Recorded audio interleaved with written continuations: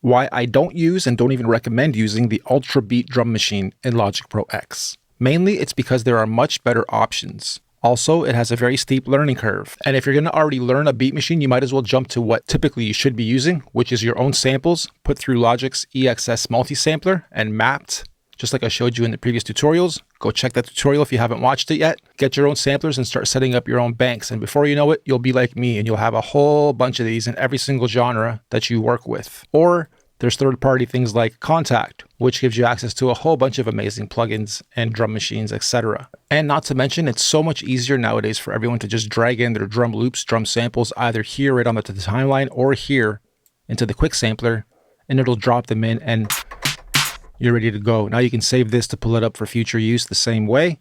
And most don't even do that. Most nowadays just drag a loop in that's already at the same time, or they stretch it so it fits, like I showed you how to do in the tutorials. And that's it. They don't even use drum kits.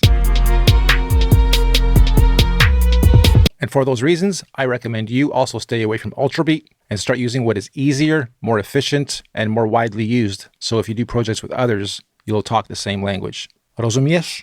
Okay, idziemy dalej. Let's go. Next lesson.